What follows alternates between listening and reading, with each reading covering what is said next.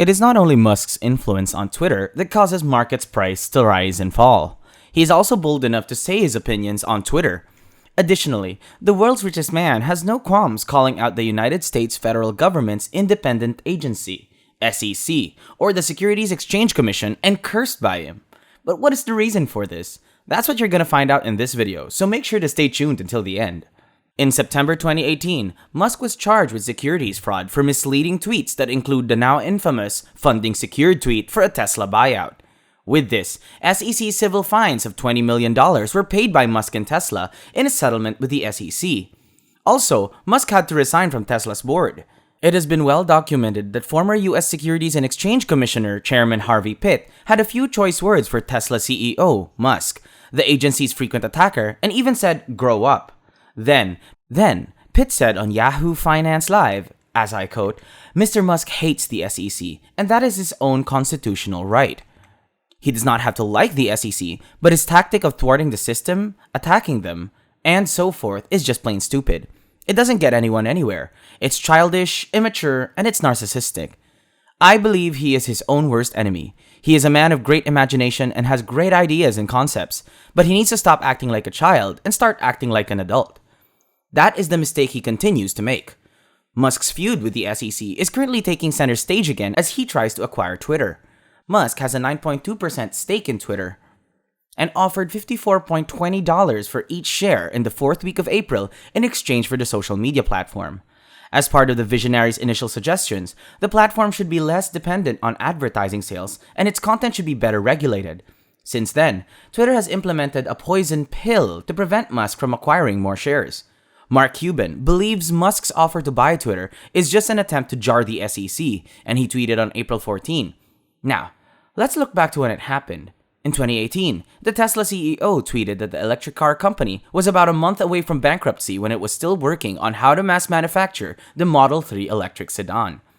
Following a discussion on Tesla's fundraising history, one follower asked Musk, how close was Tesla to bankruptcy when bringing the Model 3 to mass production? Musk responded, "Closest we got was about a month. The Model 3 ramp was extremely stressful and painful for a long time. From mid-2017 to mid-2019, production and logistics hell." Musk has often talked about the production and logistics hell of manufacturing a new electric vehicle in high volumes, although Musk never disclosed exactly how small a runway they had before facing the possibility of bankruptcy. The company had never disclosed this either. During the early stages of Tesla's production of fewer than 63,000 Model 3s per quarter, Musk made billions by promoting Tesla's self-driving ambitions at an Autonomy Day event and in calls with institutional investors. When Musk and other Tesla executives made their quarterly financial filings and investors' call at the time, they said that the company had the cash flow to cover all of its business needs. However, they raised money in case of a recession or weak global auto demand. Further, Tesla reported profitability in its third consecutive quarter, largely due to regulatory credit sales. It is no longer publishing Model 3 production numbers separately.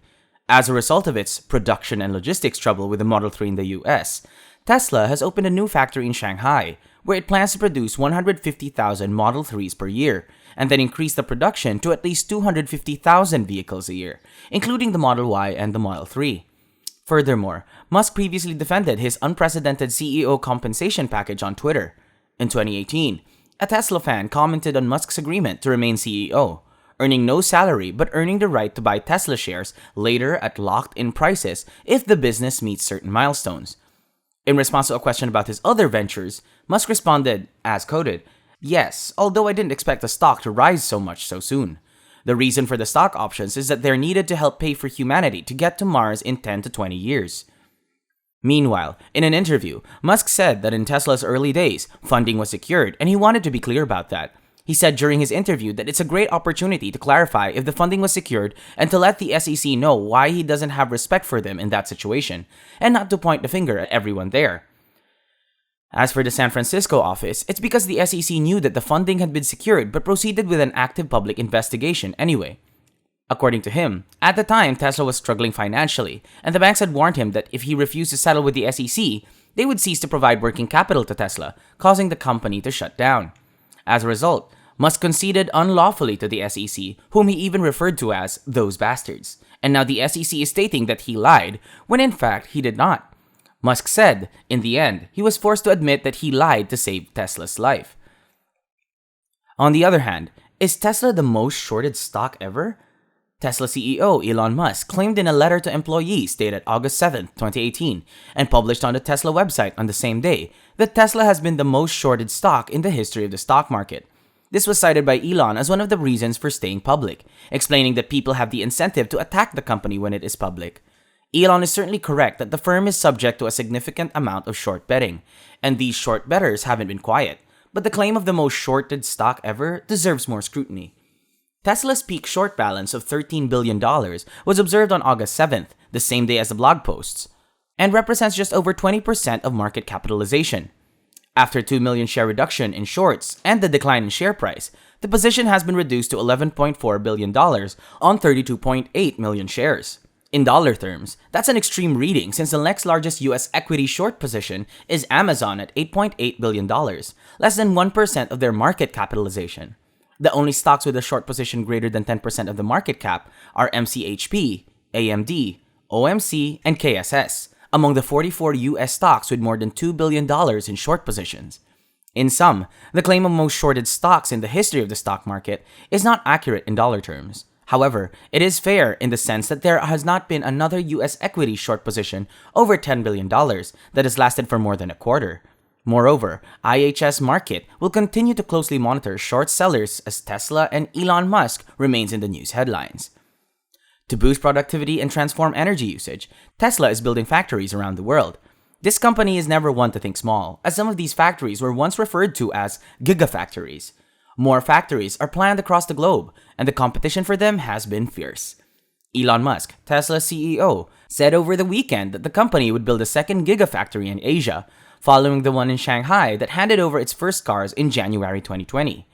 Twitter user SpaceGuy_24 asked Musk, as quoted, "Will you expand Tesla megafactories in Asia outside China?" To which Musk replied, "Yeah, but first we need to finish Giga Berlin and a second US gigafactory to serve the eastern half of North America." Meanwhile, for the record, Tesla's factory in Fremont, California, once owned by General Motors, is referred to as Gigafactory Nevada, also known as the Gigafactory. In January 2017, Giga Nevada began producing batteries, and as for Giga New York, in August 2017, the Buffalo-based facility began producing tiles for roofs. Then, Giga Shanghai, which began in January 2020, this facility will produce Tesla Model 3s. Now, is Tesla Gigafactory Berlin complete? Brandenburg's government approved Giga Berlin Brandenburg's environmental permit in March 2022, and Giga Berlin was officially opened as well. But it was not immediately possible for Tesla to begin operations after the approval. Thus, since Tesla is building more gigafactories around the world, the SEC cannot force Tesla into bankruptcy. What can you say about it? Let us know your thoughts in the comments below, and don't forget to subscribe with a post notification so you don't miss out on Tesla Era.